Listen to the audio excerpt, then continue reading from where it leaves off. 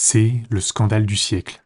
Dans la France des années 1770, le monde aristocratique est secoué par des allégations selon lesquelles un espion de l'ancien roi menacerait de vendre des secrets d'État aux Britanniques. Mais ce n'est pas tant la tentative d'extorsion de fonds que l'identité du maître chanteur qui a vraiment passionné la haute société. Le chevalier Déon a été beaucoup de choses. Soldat, diplomate, champion, escrimeur, dans les années 1770 cependant, il n'y a qu'une seule partie de son identité qui intéresse le monde. Le chevalier était-il vraiment chevalier? En d'autres termes, était-il un homme ou une femme? La réponse à cette question allait bouleverser les notions populaires d'identité, de genre. Né biologiquement homme, Déon a passé la première moitié de sa vie à vivre publiquement comme un homme. Mais avec l'affaire du chantage, tout a changé.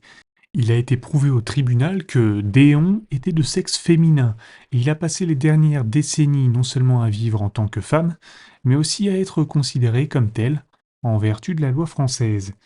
Mais comment ça s'est-il produit? Et quelle signification ça peut avoir aujourd'hui? La réponse se trouve dans l'une des histoires les plus passionnantes et les plus stimulantes de l'Ancien Régime, le chevalier Déon. Au crépuscule de sa vie, le chevalier Déon se remémore avec un sourire ironique les circonstances étranges de sa naissance. Bien que né femme, son père l'a forcé à s'habiller en garçon et à jouer le rôle d'un jeune homme dans une famille noble française. Un épisode raconté dans son autobiographie non publiée. Pourtant, si le chevalier ou la chevalière a pu penser que c'était là la vérité sur son enfance, ce n'est pas ainsi que sa famille l'a perçu. Pour autant qu'ils puissent en juger, leur bébé est arrivé mal. Né le 5 octobre 1728, le chevalier Déon est issu d'une famille à la fois aristocratique et désespérément à court d'argent. Oui, on sait que chevalier est un titre français qui n'est généralement pas attribué au bébé, mais comme le nom de naissance du garçon était Charles Geneviève Louis-Auguste André Timothy Déon de Beaumont, on va utiliser chevalier pour abréger ce nom barbare. Malgré la pauvreté relative de sa famille, l'époque et le lieu étaient peut-être parfaits pour le jeune chevalier.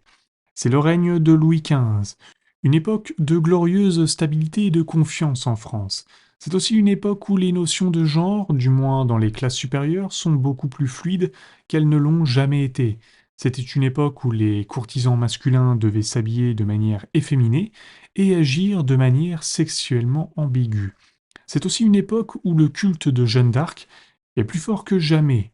Dans toute la France, on connaît intimement l'histoire d'une jeune femme qui s'habille en homme pour faire la guerre. Pour le chevalier, ces nuances autour du genre auront un impact profond sur sa vie future. À ce propos, il est temps d'aborder brièvement la question des pronoms. Nous allons donc utiliser il pour les parties où le chevalier vivait en tant qu'homme et elle pour les parties ultérieures. Le début de la vie de Déon est surtout marqué par le fait qu'il était brillant dans presque tous les domaines. Au cours de ses études au Collège des Quatre Nations à Paris, le jeune homme a obtenu une multitude de diplômes.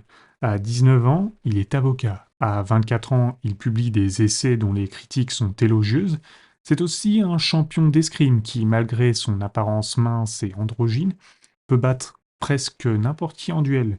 Pourtant, ce ne sont pas ses talents d'épéiste, ses compétences juridiques ou ses talents d'écrivain qui ont attiré l'attention du roi sur le jeune Déon. Du moins, pas selon sa version des faits. En 1755, le chevalier aurait utilisé ses relations pour se faire inviter à un bal à Versailles.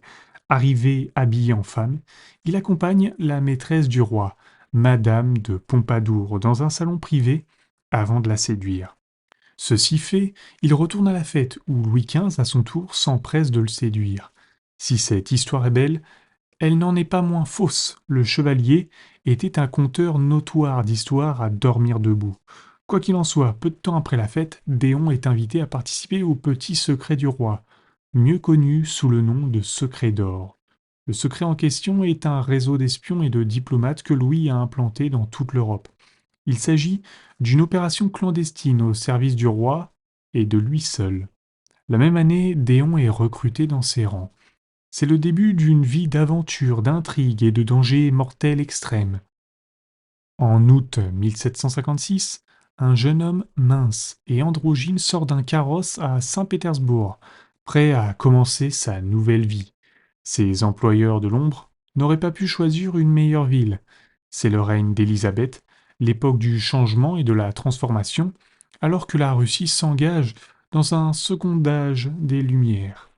Et nulle part ce sentiment de changement n'est mieux retranscrit que dans les danses hebdomadaires d'Élisabeth, connues sous le nom de bal de la métamorphose. Ces bals étaient l'un des points forts de la haute société de Saint-Pétersbourg. Tous les mardis, toutes les femmes s'habillaient en hommes et tous les hommes en femmes. Aucun masque n'était autorisé et tout le monde avait pour consigne implicite d'arriver dans la meilleure et la plus convaincante des traînes que l'on puisse acheter. En tant qu'attaché de l'ambassade de France, il est certain que le chevalier assistait à ces bals. Compte tenu de ce que nous savons de sa vie ultérieure, il est fascinant de se demander ce qu'il ressentait ces mardis soirs-là, si les bals d'Élisabeth lui offraient un espace sûr pour expérimenter. À tout le moins, elles ont eu un impact. Au cours de ses premières années à Saint-Pétersbourg, Déon reçut l'ordre de rentrer en France incognito. C'est en tant que femme qu'il s'est déguisé pour éviter d'être repéré. Aussi fascinante qu'elle soit, la cour des femmes n'a occupé qu'une fraction du temps que le chevalier a passé en Russie. La plupart du temps, il est accaparé par la question plus pressante de la guerre. Quelques jours seulement après que le jeune homme androgyne soit descendu de son carrosse, Frédéric le Grand avait envahi la Saxe, donnant ainsi le coup d'envoi de la guerre de 7 ans. Et cette guerre a été l'un des premiers conflits véritablement mondiaux. Les combats se sont déroulés sur les 5 continents et ont impliqué la quasi-totalité des grandes puissances de l'époque. La France et la Russie en faisaient naturellement partie.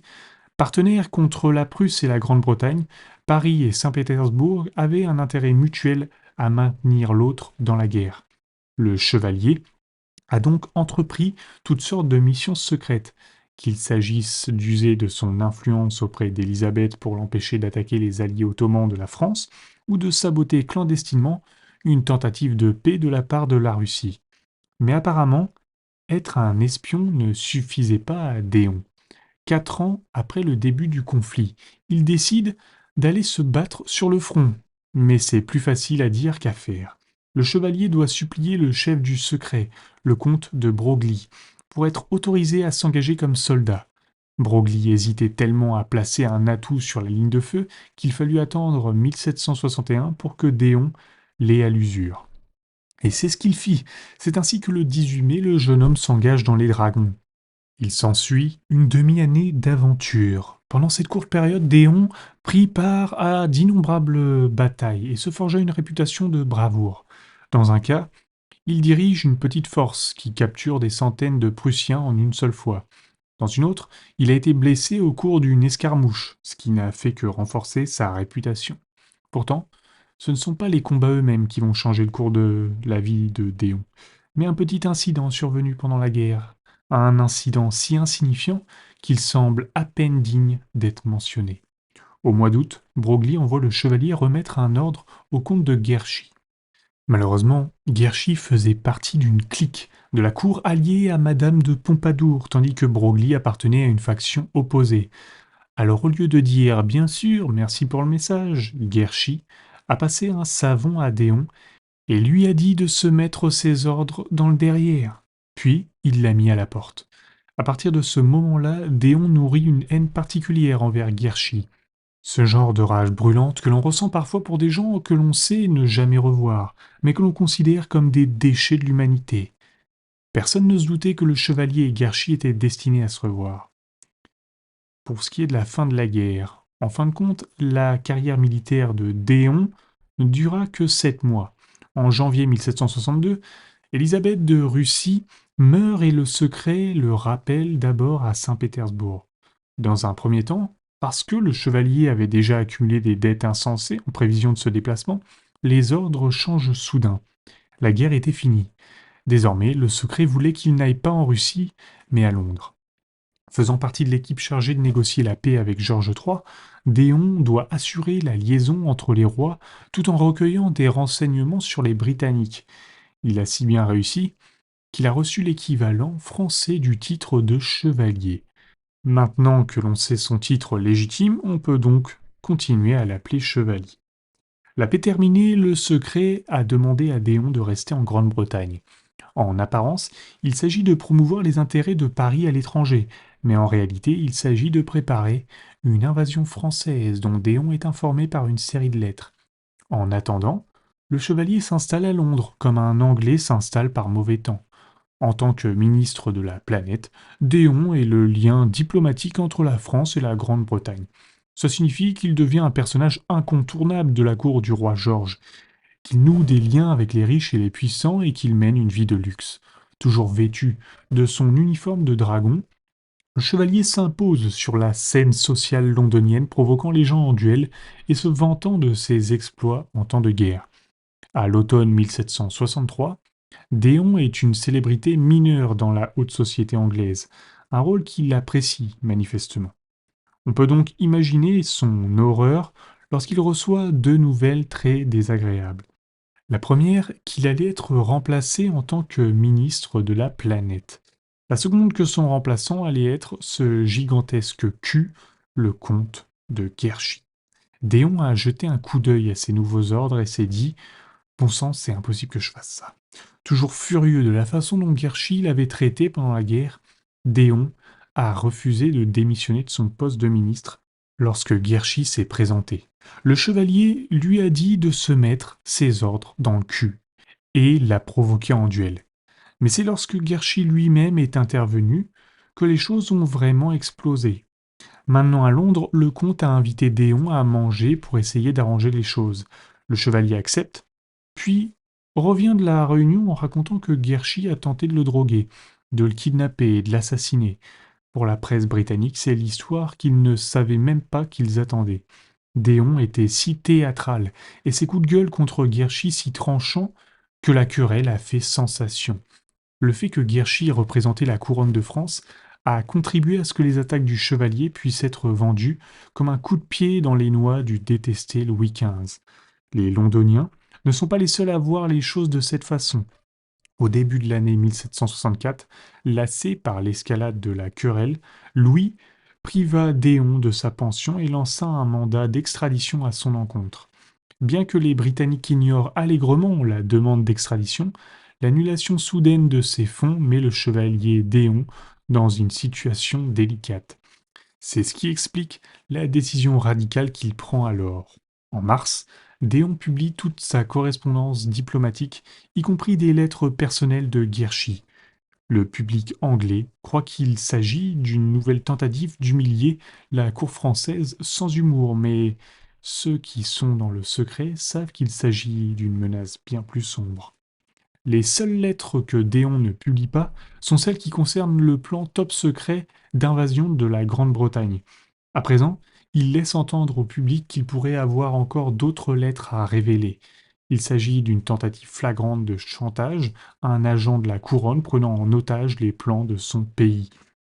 Pour défendre sa pension et son titre, le chevalier va se mesurer au roi Louis lui-même. Les mois suivants s'écoulent dans un tourbillon d'intrigues. Lorsque son stratagème pour faire licencier Guerchy échoue, Déon augmente ses exigences, déclarant au roi qu'il a désormais besoin que toutes les dettes accumulées lors de son déménagement avorté en Russie soient également remboursées. En contrepartie, Paris autorise Guerchy à intenter un procès en diffamation contre le chevalier. Lorsqu'un verdict de culpabilité est prononcé, il est déclaré hors la loi. Mais le problème lorsqu'on essaie de réprimer ces espions, c'est qu'il s'agit d'espions. Plutôt que d'être capturé, Déon se déguise en femme et s'enfuit dans le village de Byfleet. C'est là, dans la maison d'un député britannique, qu'il a mené une guerre secrète contre ses ennemis. La première consiste à se rendre à Guerchy. En 1765, le chevalier réussit à trouver quelqu'un qui jurerait au tribunal que Guerchy l'avait engagé pour le tuer. Ce n'était pas vrai, mais l'indignation de la presse britannique fut telle que la maison de Guerchy fut attaquée par une foule de lyncheurs. Le nouvel ambassadeur étant désormais prisonnier dans sa propre maison, Déon reprit ses activités clandestines, transmettant à Broglie de plus en plus d'informations sur l'élite britannique. Il s'agissait d'une approche classique de la carotte et du bâton, le chevalier utilisant Broglie pour montrer au roi toutes les informations juteuses qu'il pouvait fournir tout en agitant constamment le bâton du chantage. Et cela a fonctionné à merveille. En 1766, Louis finit par céder. Il rappelle Guerchy en France, laissant à Déon son poste de ministre plénipotentiaire et lui offre une pension de 12 000 livres. Lorsque le chevalier a dit qu'il voulait plus, on lui a dit en substance: Bon, écoute, mon vieux, t'as déjà gagné, mais tu vas gagner à mes conditions. Tu prends cet argent, tu te tais avant que j'envoie quelqu'un t'assassiner, cette fois-ci pour de vrai. Le chevalier a sagement pris l'argent, mais surtout, il n'a pas remis les lettres d'invasion incriminées, les gardant en guise d'assurance. Cette décision allait transformer radicalement la seconde moitié de sa vie. Pendant les 4 années qui suivent, une trêve difficile s'installe entre le chevalier et le roi. Mais en 1770, une chose étrange se produit. À Londres, des rumeurs ont commencé à circuler selon lesquelles le chevalier n'était pas ce qu'il semblait être, que son apparence androgyne n'était pas due au fait qu'il était un homme féminin, mais qu'il était en fait une femme. Bien que Déon ait démenti ces rumeurs, elles ont pris de l'ampleur. En 1772, la Bourse de Londres prenait officiellement des paris sur le sexe du chevalier. Pendant longtemps, les historiens se sont demandé si les rumeurs sur le sexe du chevalier n'avaient pas été propagées par les services secrets afin de discréditer leur agent véreux. Aujourd'hui, cependant, cette hypothèse est jugée peu probable. Après tout, Déon était biologiquement un homme. S'il avait voulu dissiper les rumeurs selon lesquelles il était une femme, il lui aurait suffi de baisser son froc et de dire: Et voilà, voilà la marchandise. Et le fait qu'il ne l'ait pas fait a conduit un certain nombre de personnes à soupçonner une source bien plus étrange pour ces rumeurs: le chevalier lui-même. C'est là que la spéculation devient vraiment intéressante. On a déjà vu Déon expérimenter le fait d'être à la fois en mode garçon et en mode femme. Mais que se passerait-il s'il se rendait compte qu'il voulait arrêter d'expérimenter et s'installer en tant que elle? Et si le moyen le plus infaillible pour assurer cette transition était de convaincre le public qu'elle était une fille se faisant passer pour un garçon depuis le début? À cette époque, tout le monde connaît la légende de Jeanne d'Arc, une légende qui inspire encore parfois des jeunes filles à se déguiser en garçon pour se battre. 2 décennies auparavant, Anna Snell avait fait sensation en Angleterre en révélant qu'elle avait fait exactement la même chose lors des guerres coloniales contre la France. Aujourd'hui, on n'a aucun moyen de savoir ce qui se passait vraiment dans la tête du chevalier, si les rumeurs sur le genre faisaient partie d'un plan complexe ou s'il s'agissait simplement d'un heureux accident. Mais on sait où ça a abouti. Le chevalier a subi ces rumeurs jusqu'à ce que le monde entier l'accepte en tant que femme. Mais qu'en pense le Grand Versailles? C'est en octobre 1775 que le dramaturge Pierre de Beaumarchais débarque en Angleterre et s'apprête à conclure un marché. Qualifié de vertigineuse, l'année qui vient de s'écouler serait un euphémisme. Le 10 mai 1774, Louis XV était parti pour le Grand Versailles du ciel, laissant la place à Louis XVI. Le nouveau Louis n'a pas tardé à démanteler le secret. Dans le cadre de ce démantèlement, le roi avait tenté de rapatrier enfin le chevalier Déon de France, et de mettre la main sur les lettres. Il avait offert un paiement supplémentaire et une garantie de bonne conduite, mais le chevalier avait déclaré non, et exigé 250 000 livres et le maintien de son titre de ministre planétaire. Louis XVI avait coupé l'herbe sous le pied de l'insolent espion. Mais c'est alors qu'est arrivé le coup de feu, celui qui a fait le tour du monde, et ses calculs ont soudain changé. Le 19 avril 1775, la bataille de Lexington et Concorde avait marqué l'ouverture de la guerre révolutionnaire américaine. Les espions de la première heure ayant accès à l'élite britannique étaient très demandés, et Louis avait donc exigé que quelqu'un passe un accord avec ce maudit chevalier. Et voilà que Beaumarchais, en route pour Londres, est prêt à conclure ce marché. Ce serait l'un des accords les plus étranges de l'histoire juridique française. Prenant acte des rumeurs qui courent dans la capitale britannique, Beaumarchais décide de les intégrer à sa démarche. En contrepartie, vous devez cesser de vous faire passer pour un homme et vivre le reste de votre vie comme la femme que vous êtes réellement. À la surprise générale, le chevalier dit oui. Aujourd'hui, on ne sait pas exactement ce qui a motivé cet accord inhabituel. Il est possible que Beaumarchais ait réellement cru aux rumeurs concernant le sexe de Déon et qu'il ait décidé que c'était le moyen le plus rapide de mettre fin à sa mascarade. Mais ça semble peu probable. Beaumarchais s'est rendu à la bourse et a misé sur le fait que le chevalier était une femme. Lorsque Déon a accepté son offre, Beaumarchais a intenté une action en justice contre les responsables de la cagnotte afin d'obtenir son paiement. Là, il a produit des témoins qui ont juré avoir vu le corps nu de Déon. Sauf que c'est pas possible. Puisque nous savons déjà que Déon était biologiquement un homme, on peut supposer que Beaumarchais savait que ses témoins mentaient. Alors pourquoi a-t-il conclu cette affaire de changement de sexe? Incroyablement, c'est quelque chose que Déon s'est proposé à elle-même. Bien qu'en public, elle ait menacé de se battre en duel avec Beaumarchais au sujet de son identité masculine, il est évident qu'elle aurait pu facilement affirmer sa masculinité si elle l'avait voulu. Nous devons donc supposer qu'elle ne le voulait pas, mais qu'elle voulait vivre en tant que femme. C'est exactement ce qui s'est passé. En août 1777, le chevalier Déon retourne dans sa France natale, désormais femme aux yeux de la loi.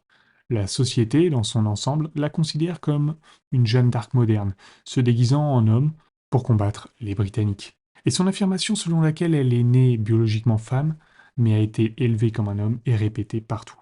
D'une manière étrange, cela lui a peut-être permis de bénéficier de meilleurs avantages des deux sexes, bien que les termes de l'accord lui aient retiré le titre de ministre plénipotentiaire, pour la simple raison que les femmes ne pouvaient pas occuper ce poste, et lui ait interdit de porter son cher uniforme militaire masculin, elle n'a pas été forcée de se conformer à un comportement typiquement féminin. Elle était autorisée à boire et à fréquenter des hommes seuls, tout en bénéficiant des services de la couturière privée de Marie-Antoinette et en étant reconnue comme une femme.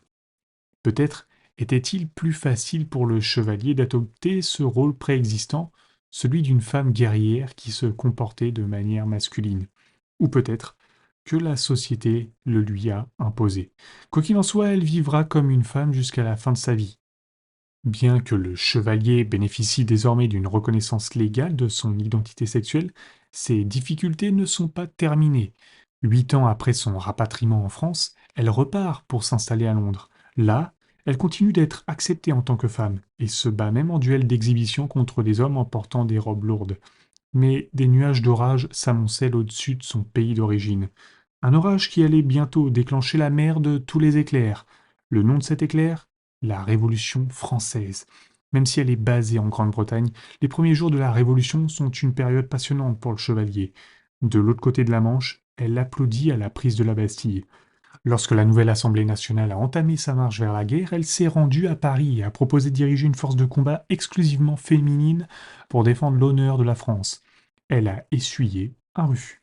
Mais comme le savent tous ceux qui ont entendu parler de la Révolution française, les choses n'allaient pas rester passionnantes bien longtemps. En août 1792, une bande de radicaux, dirigée par Maximilien de Robespierre et Georges Danton, organisent une insurrection et prennent le contrôle de la France. À partir de là, la marche est courte et sanglante jusqu'à l'arrivée de Madame Guillotine et le bruit sourd et régulier des têtes coupées qui tombent dans le deux paniers. Sous le règne de la terreur, les biens de la famille Déon sont confisqués et sa sœur et sa mère sont guillotinées. L'accord qu'elle avait conclu avec Beaumarchais, qui lui accordait une pension et lui permettait de revenir en France, est également annulé. Jusqu'à la fin de sa vie, la chevalière vivra comme une exilée sans le sou, mais elle continuera aussi à vivre en tant que femme. C'est pourquoi les théories selon lesquelles l'identité féminine aurait été imposée à Déon par Beaumarchais ou par le roi ne tiennent pas la route. Le roi étant mort, Beaumarchais en exil et l'accord en lambeaux, Déon n'est plus lié par aucune de ces stipulations. Le fait qu'elle ait passé les 17 années suivantes à ne s'identifier qu'en tant que femme renforce l'argument selon lequel c'est ce qu'elle était vraiment.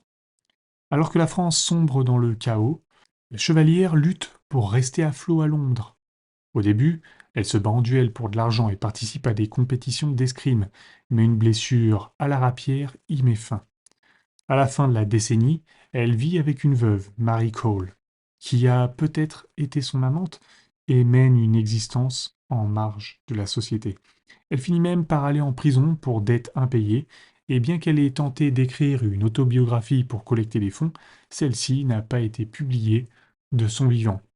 À la fin de sa vie, Déon se débarrasse de tout ce qu'elle possède pour rester solvable.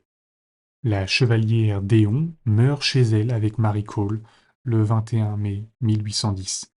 Lors de l'examen de son corps, on constate qu'elle possède des organes reproducteurs masculins, décrits dans une citation désormais célèbre comme étant, à tous égards, parfaitement formés. Pour des générations d'historiens, c'était suffisant pour déclarer que les décennies qu'elle avait passées en tant que femme étaient un canular.